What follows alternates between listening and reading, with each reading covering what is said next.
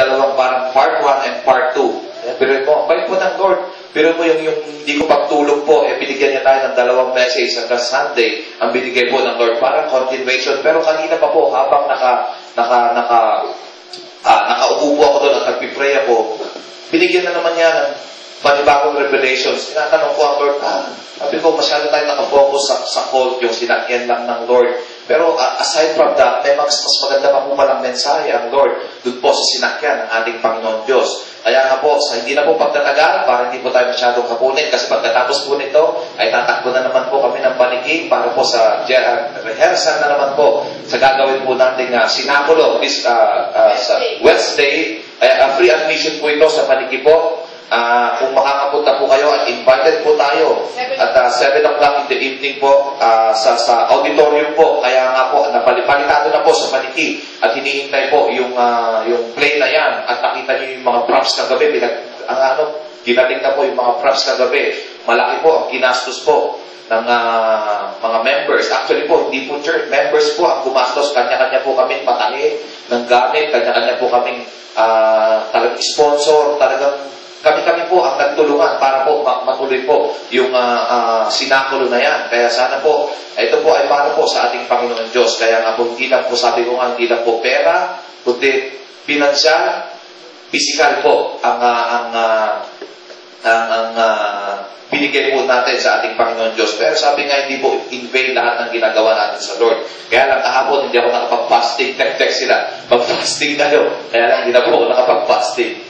Dami ko po nakain, sis, nasa Maynila ka. Kapag na fasting pala, kambing yung kinatay doon. Kaya sabi ko, Lord, pasensya ka na. Nakalimutan ko sa mag-fasting. Pero alam mo naman, marami namang nag-fasting eh. Sige po, tumayo po tayong lahat. Tayo po'y manalangin sa ating Panginoon Diyos. Yes, Lord.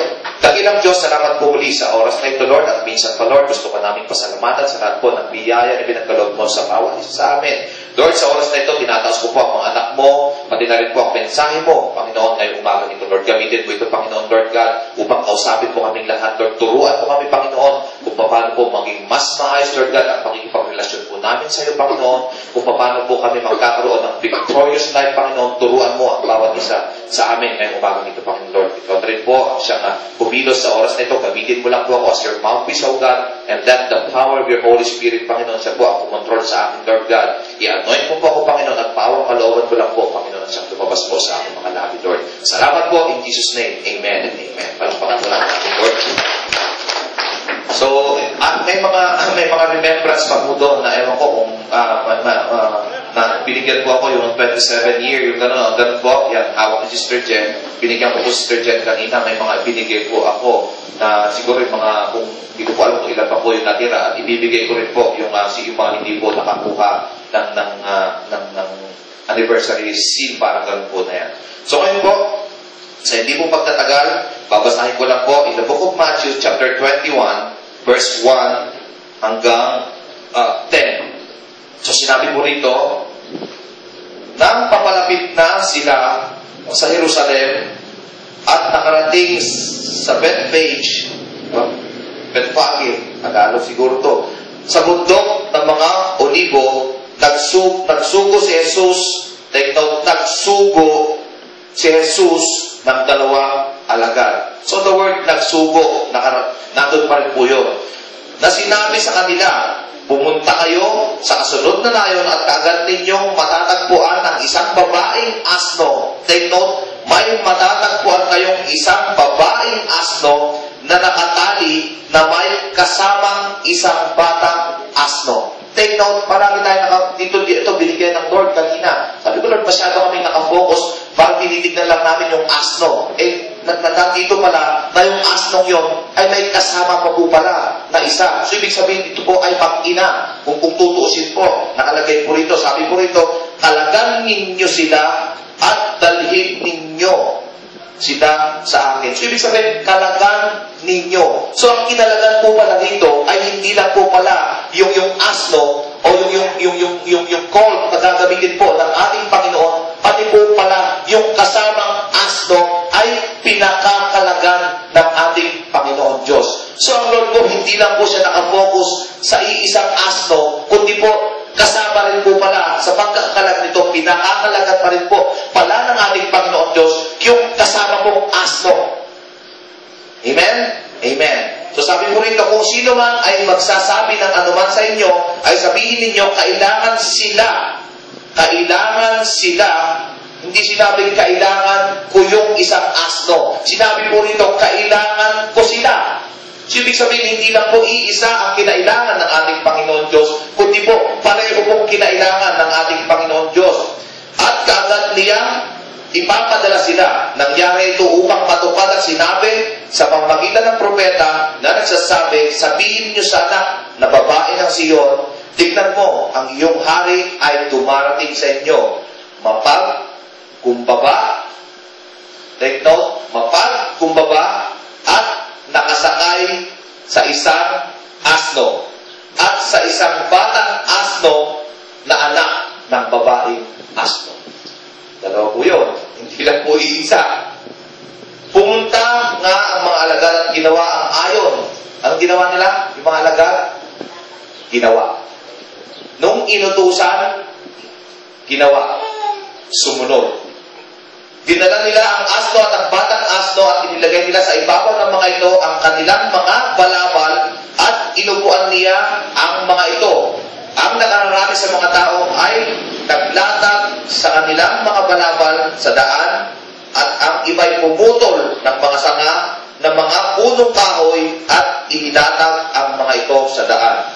Ang mga nakararaming taong nasa unahan niya at ang mga sumusunod sa kanya ay nagsisigawan na nagsasabi, Hosana sa anak ni David, mapalad ang dumarating sa pangalan ng Panginoon.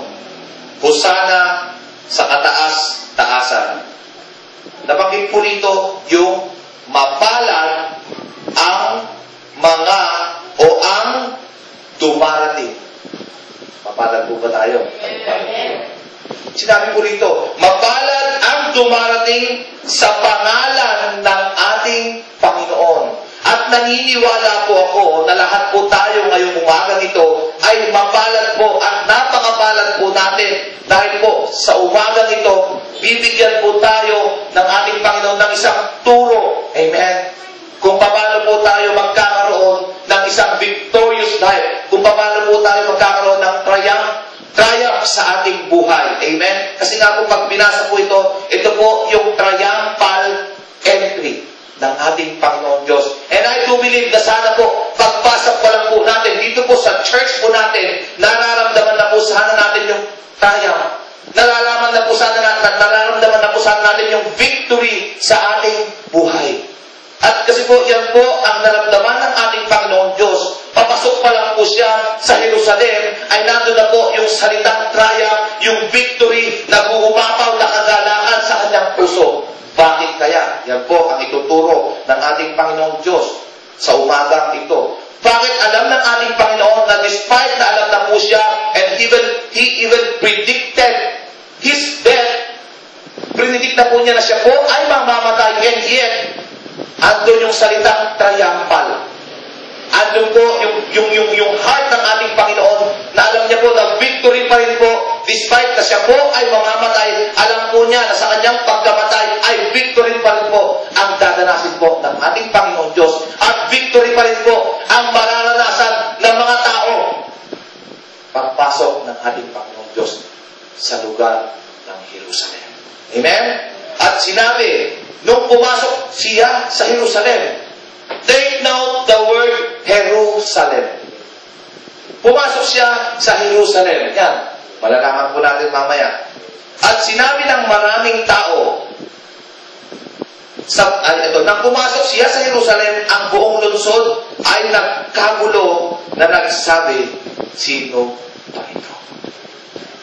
At sinabi ng maraming tao, ito ang propetang si Jesus na taga Nazaret ng Galilea. So kanina po, tinatanong po ng anak ko, sabi pa, ano yung message? Ano yung title ng message mo ngayong umaga nito? Huwag mo muna ilagay, sabi ko. Pero kanina po, kasi po sa English, ang tanong po sa kanya sa verse 10, who is this man? Sino itong taong ito? Yun po yung tanong eh. So ngayon po, sabi ko nga, nung kausap ko po itong mga ng General Bible Study po, sino itong taong ito na magbibigay ng victory sa atin? Sino itong taong ito, amen, na magbibigay po ng triumph sa buong Israel o sa Jerusalem? Sino po itong taong ito na magbibigay po ng triumph, ng victory sa maraming tao? Sino po itong taong ito na may dala-dala pong magandang balita pagpasok po sa Jerusalem? Who is this man? Kaya nga po, sabi ko nga, nung last, nung dito po sa graduation po ng anak ko, and recognition po, yung second set po kasi na message ko, doon na po magdadrive po yun, kung sino itong tao ito. Pero bibigyan ko lang po kayo ng isang maliit na parang hint na kung ano ba yung magiging drive na message natin this coming Sunday. Kasi po, tinanong sino itong tao ito? Alam po natin na pagwas na may mga graduations, di ba? Sinasabi, itong tao to, he graduated, ganyan. Ganda ng yung speaker, yung, ano ba to? Yung guest speaker. Sabi ko, ang ganda na sinasabi siya po, ay graduate, director siya ng ganito, di ba? Siya po ay ganito, natapos niya yung ganito. Achievements itong tao yun. So, sino itong tao ito? Pinapakilala yung guest speaker na yun kung sino siya. And sa pamamagitan po ng pagpapakilala, nalalaman po natin, nagkakaroon po tayo ng idea kung sino itong tao ito, kung ano itong tao ito. Nakakatuwa po. Ganito pala siya ngayon. Pero yan, ituturo po ng Lord kung sino po itong tao ito. Ano ba ang curriculum vitae, sabi nga, ano ba ang biodata ng tao ito na magbibigay ng victory, amen, sa lahat ng sangkatauhan. Yan po yung magiging drive ng ating Panginoon this coming Sunday po. Pero ngayon, dito po muna tayo dahil Palm Sunday. Yan. So pag sinabi kong Palm Sunday, it is the day when Jesus made His triumphant entry to the city of Jerusalem. Pag sinabi po natin Palm Sunday, ito po yung araw po ng ating Panginoong Jesus ay pumasok po, amen, sa bayan po o sa city po ng Jerusalem. At ginamit po yung salitang triumphal o the word triumph. Amen po ba? Alam po ba yung salitang triumph? Ibang triumph na naman yung brother na iniisip mo eh. Ano yun? Ibang klaseng triumph yun. Ano pa? On this day, sa araw na ito na po yung propesiya sa Old Testament na ito po ay mapufulfill. Ibig sabihin po, mangyayari po yung nakasulat po sa Old Testament at ang ating Panginoong Jesus, siya po yung magpufulfill yung pong propesiya na yun. Sige, pasok pa na. And when He was coming to Jerusalem, all the city, in the book of, yan na ba yun? Yan na yun, yung title mamaya. Sige, okay na, diretso mo na. Okay na yan. Next. In the book of Zechariah 9, verse 9, ito po yung prophecy na yun. Rejoice greatly, O daughter of Zion. Kaya lang po minsan parang hindi ko nakikita na supposed to be dapat, we are the worshippers of Zion. Yun po yung pangalan po ng music ministry po natin. So dapat po nakikita po sa ating pong mga Zion music ministry, dapat sa atin po nagsisimula yung salitang rejoice. Kasi po yung pangalan po ng music ministry po natin, hindi po ito hinugot lang kung saan-saan po. Ang pangalan po ng music ministry natin ay hamo po sa salitang Zion. It is a city of refuge. Amen? Shout, O daughter of Jerusalem. Behold, thy king come unto thee. Ano daw? Yung prophecy na yun? Prophecy na yun? The king. Yung hari daw po. Come unto thee. Kaya nga si Fernando po Jr., di ba? Mahilig siya. Kaya natawag sa kanya, the king. O, di ba pag may pelikula siya, palaging may kabayo? Mahilig din sumakay. Si Fernando po, baka dito niya kinuha yung pagsakay-sakay niya sa kabayo. Pero sabi dito, and having, anong dala-dala ng king na yon? Come unto thee. First, siya raw po ay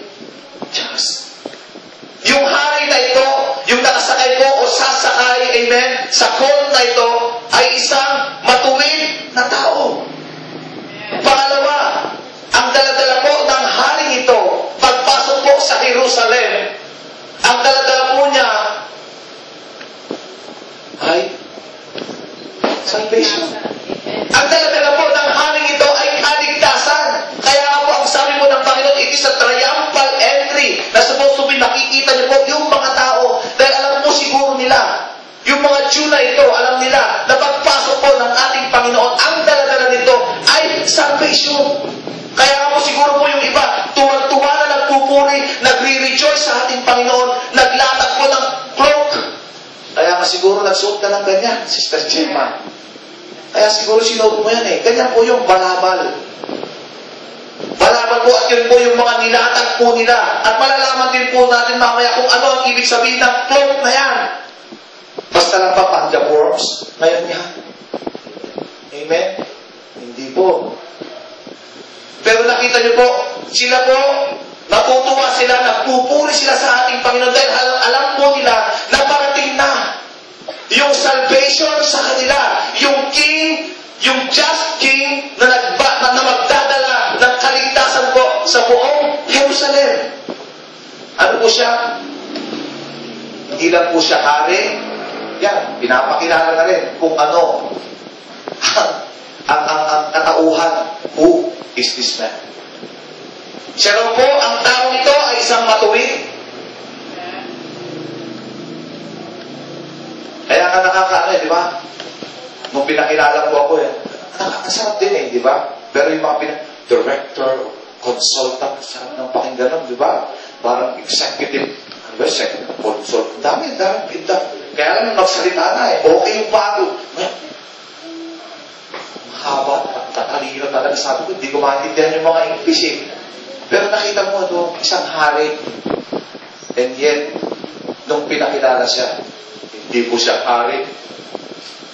Pinakilala siya, isa siyang matuwid na tao. Pinakilala siya, isang mababang tao. Isang ordinaryong hari na nakasakay sa isang maliit donkey. Pero iba po si donkey na nasa madaldal po yung donkey na yun. Di ba? Huwag niyong gagayahin yun.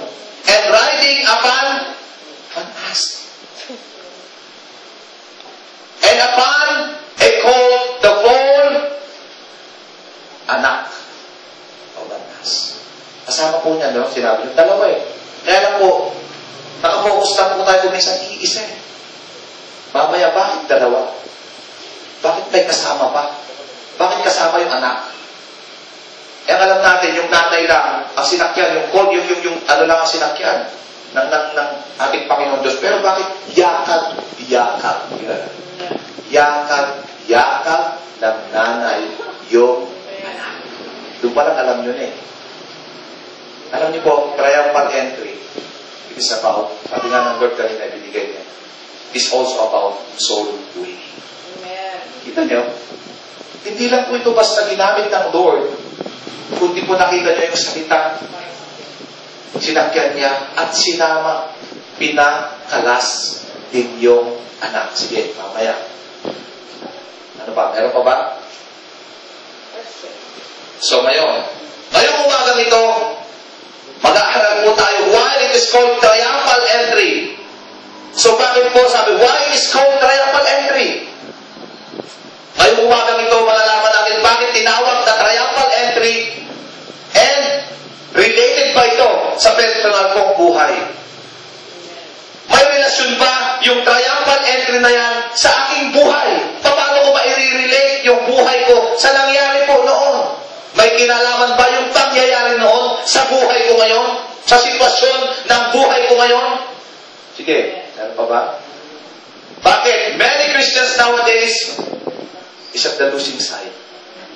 Marami pong Kristiyano ngayon ay nasa losing side. Palaging talunan. Feeling na mga Christians, talunan sila. Andun sila parang hindi sila makakilos. Which is not what Jesus plans and wants for us. Pero hindi po yan ang plano at gusto ng ating Panginoon Diyos sa buhay po natin. Amen? Ayaw po niya na tayo po ay manatili sa losing side. Ang gusto po ng ating Panginoon ay manatili po tayo sa isang side, which is we can praise the Lord, we can triumph before our Lord, we can declare the goodness of our Lord. Yun po yung gusto ng Lord, na manatili yung side na gusto niyang puntahan ng kanyang mga anak, yung victory. Yan po gusto ng ating Panginoon sa atin. Sige, pasok mo na. Triumph or triumphal means to obtain victory, to celebrate victory or success. Yan po ang ibig sabihin niyan. It is used in celebration of a great victory. Pag sinabi mong triumphal, it is used, ginagamit daw po ito in celebration of a great victory. Pag sinabi palang triumphal, ito po ay ginagamit o sa selebrasyon ng isang matinding victory or achievements sa buhay po natin. Kaya nga po pala, bakit ginawa ng Lord na triumphal entry ang nangyari? Alam niya na siya po ay papatayin. Makukonsider ba ng Lord na siya ay triumphal? Masasabi ba niya na great victory? Kung siya po ay alam niya na sa side niya, siya po ay nasa losing side at siya po ay mamamatay. Tayo po kaya ay nasa ganong sitwasyon. Alam po ba natin na tayo po ay makakaranas ng maraming problema? Maraming pagsubok na dadaanan po natin o haharapin natin o kahaharapin natin. Alam natin.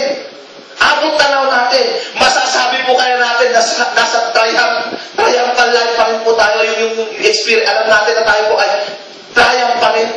Masasabi kaya natin na victory pa rin tayo. Masasabi po kaya natin na parang malaking achievement pa rin pag alam po natin na tayo po ay may kahaharaping pagsubok. Siguro hindi. Bakit? Alam mo pa nga lang na may problema dumarating eh. Ang hirap na eh. Parang itsura mo, nalugi na eh. Di po ba? Pero siya, victory pa rin. Alam niya, victory ang makakamit ng ating Panginoon Diyos. Amen po? Amen. Sige po. Meron pa? So, triumph. So, why is it called triumphal? Triumph in the eyes of God. Alam po niya, as we all know, Jesus knew about what is going to happen. Alam po ng Lord, yung mangyayari, and yet, triumphal pa rin ating Lord. He is about to die and to be crucified, and yet, isang linggo na lang po yan, and yet, he is about to die. Huhulihin siya, ipagkakanulo siya, i-deny siya, at doon na po lahat eh. Yung struggle ng ating Panginoon Diyos, and yet, triumphal pa rin siya. So bakit? Triumph in the eyes of God. Why? Bakit triumph? Still triumph in the eyes of God. First, bakit? Alam ng Panginoon na in the book of John 12 verse 11, sa kanyang pagkakamatay, sa kanyang kamatayan, because that by reason of Him, many of the Jews went away and believed on Jesus. Alam po niya na sa kanyang pagkamatay, amen, sa kanyang haharaping kamatayan, alam po niya na marami pong Jew at marami pong maniniwala sa ating Panginoon Diyos. Alam po, the moment that Jesus Christ is about to be crucified, alam po niya na mangyayari pag siya po ay namatay at pinako sa krus. Alam niya na dating yung time, triumphal siya, victory siya, dahil alam niya na dating yung time, marami mong unbeliever na maniniwala sa Kanya. Marami mong tatanggap, amen, sa Kanyang pangalan. Magagamit po ang Kanyang pagkamatay to transform a losing Christian into a victorious Christian. Alam po ng Lord yun. Kaya masaya ang ating Lord. Ano pa? On the next day, much people that will come to the feast, alam po niya na sa kanyang kamatayan, dating po yung time na much people will come to celebrate, and until now, hindi niyo po nakikita hanggang po panahon natin, sineselebrate po pa rin po natin yung Palm Sunday. Judgment Day. Yung triumphal entry ng ating Panginoon. Kaya nga po lahat po ng churches ngayon, hindi lang po tayo ay inaalala. Amen. Nire-recall yung nangyari po sa ating Panginoon Diyos. When they heard that Jesus was coming in Jerusalem. Amen? Would peace with him in Jerusalem. So ano ang kinalaman? Sige, diretso. Ano ang kinalaman ng Jerusalem sa buhay ko? Nabanggit yung salitang Jerusalem. Many would feast with him in Jerusalem. Alam ng ating Panginoon Diyos na marami pong mag-feast o makikisaya sa Kanya sa Jerusalem. So ano kinalaman ng salitang Jerusalem sa buhay ko sa ating panahon ngayon? Noon yung panahon niya. Pero ngayon, bakit gusto ng Lord na tayo po ay maging triumphal sa lahat of victorious sa lahat po ng bagay? Why triumph upon entering Jerusalem? Pag sinabi po kasi Jerusalem, sige. The book of Psalms 48 verse 2, pag sinabi po Jerusalem, a possession of peace. So, ibig sabihin mo pala, gusto ng Lord na pag once na nasa iyo yung salitang Jerusalem, narinig mo yung Jerusalem, gusto ng Lord na ikaw po ay maging tagapagmana ng bagong Jerusalem. At yan po dapat tayo tumitingin, not the old Jerusalem, but the new Jerusalem that is about to come. Dahil po, ang gusto po ng ating Panginoon Diyos is to possess that new Jerusalem, that is to possess that peace in your life. Yun po ang gusto ng ating Panginoon Diyos. Kaya pag sinabing Jerusalem, yun yung piniprepare. Nilalagay ng Lord sa heart natin, sa mind natin. Lord, darating yung New Jerusalem. At alam mo, babasahin natin, may New Jerusalem ba? Meron po. In the book of Psalms 48 verse 2, beautiful for situation. The joy of the whole earth. Ano daw ang Jerusalem? The joy of the whole earth. Gusto ng Lord, triumphant ka. Because Jerusalem is the joy of the whole earth. Yan ang gusto ibigay ng Lord sa iyo. Kaya masayang-masaya ang Lord maski na mamamatay. Bakit? Gusto niya na pagdating ng panahon, mai-experience mo yung joy. Hindi lang po sa isang tao. Pero gustong maramdaman ng Lord na isa ka. Amen? Sa naka-experience o hanggang makaka-experience ng joy dito po sa buong mundo. At doon po nakafocus ang Lord. Hindi po nakafocus ang Lord yung araw po na siya ay mamamatay, kundi po yung resulta ng kanyang pagkamatay. Doon po nakafocus ang Lord. Hindi po niya tinitignan yung sitwasyon ngayon, kaya po masaya siya. Dahil ang tinitignan niya, yung generation, yung henerasyon na darating. Yung tatamasahin ng bagong henerasyon, which is tayo. Ang gusto po ng Lord na tayo po, nasa atin po dapat, yung magandang situation sa buhay mo. Ang gusto ng Lord, yung sitwasyon po natin ngayon is beautiful. Ayaw po ng Lord na parang tayo po ay namumuhay pa rin sa pangit. Ayaw ng Lord na tayo po ay nakafocus pa rin. Amen? Sa problema sa ating buhay. Ang gusto po ng Lord ay baguhin po yung sitwasyon po natin. Maging maayos, maging maganda yung sitwasyon ng bawat anak ng ating Panginoon. Kaya nga po may triumphal entry. The joy of the earth, saan daw? Is Mount Zion. The size of the Lord, ano daw ang Jerusalem? The city. Amen. Of the great King. Yan ang gustong ibigay ng Lord sa iyo. Gusto niya na pagdating ng araw, hindi lang po beautiful ang gusto niyang iparanas sa iyo dito sa world, hindi lang po joy ang gusto niyang iparanas dito sa world, kundi po gusto po niya na pagdating po ng panahon, yung New Jerusalem na yan, kung saan po nandun po yung great King, makakasama mo habang buhay. At yan po ang focus ng mind ng ating Panginoon Diyos. Amen po? Ano pa? Sige, diretso pa na. 48 verse 35. It was round about 18,000 measures. Ano ba yung New Jerusalem na yan? 18,000 measures. And the name of the city, sa Old Testament po yan. From that day shall be, the Lord is there. Ano daw? Yung city ng king na yan, yung New Jerusalem na yan, yung sinasabing triumphal entry na yan, yung pagpasok mo sa loob ng Jerusalem na yan. So dapat, ngayon pala, pinipicture out mo na eh. Nagpiling mo, though ikaw po, maraming pagsubok, pangit ang sitwasyon ng buhay mo. Dapat, ngayon pala, ini-experience mo na o pinipicture out mo na sa mind mo, na pagpasok mo sa bagong Jerusalem na yan. Tapos na. Pinipicture out mo pala, dapat masaya ka na sa buhay mo, dapat victorious ka na sa buhay mo. Pinipicture out mo, hindi ka pa nakakapasok sa Jerusalem na yan, pero dapat nasa mind mo na dapat victory ka na, triumph ka na.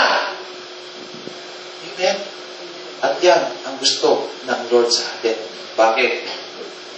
Andun po sa bagong Jerusalem na yan ang ating Panginoon Diyos. Marami po nag-celebrate ngayon. Palm Sunday, hawak-hawak ng mga palm, di ba? Ano kaya nila? Siguro nagkimat po. Nagkimat ka, protection mo. Ano nakakami na eh? Kabil mo, Jay, pintana, nagkimat ka. Di ba? Tapos pagdating ng susunugin niya, yan po yung ilalagay. Di ba?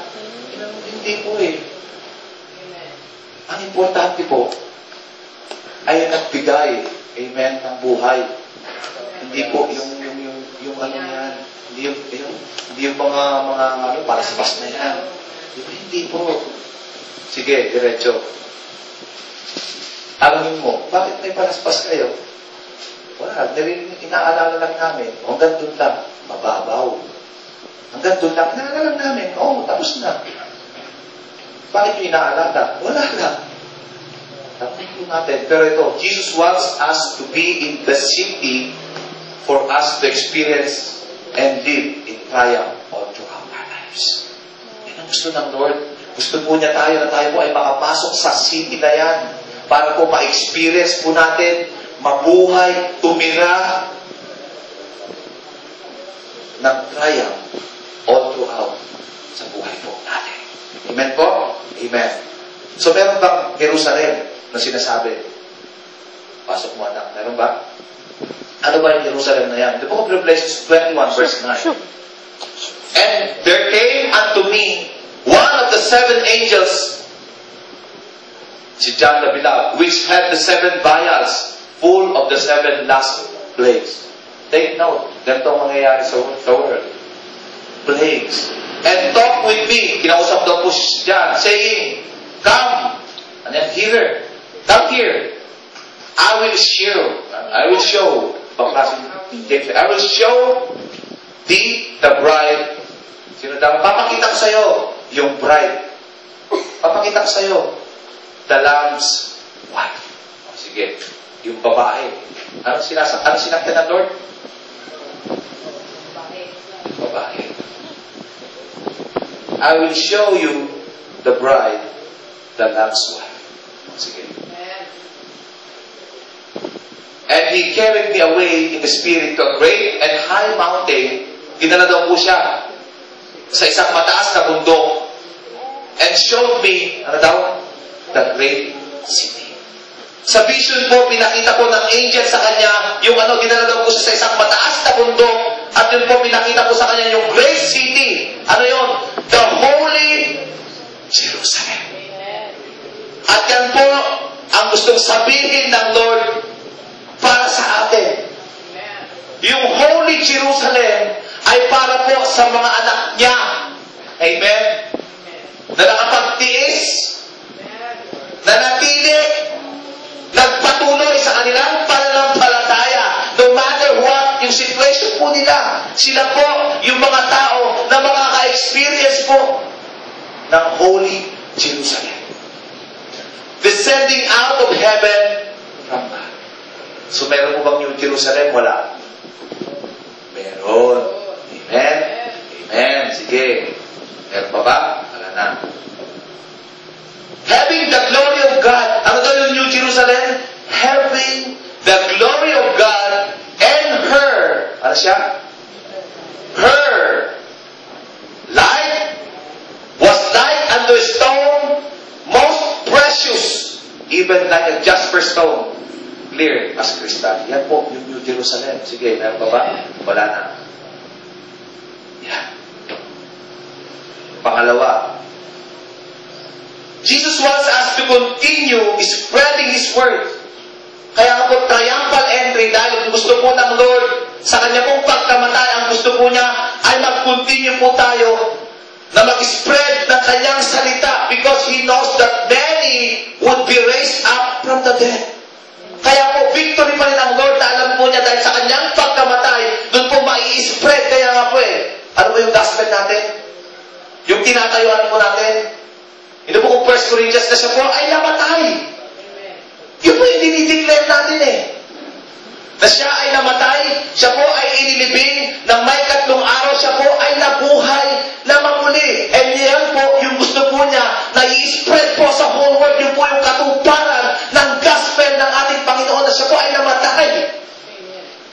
If there's no shedding of blood, wala po yun, yung gospel na yan.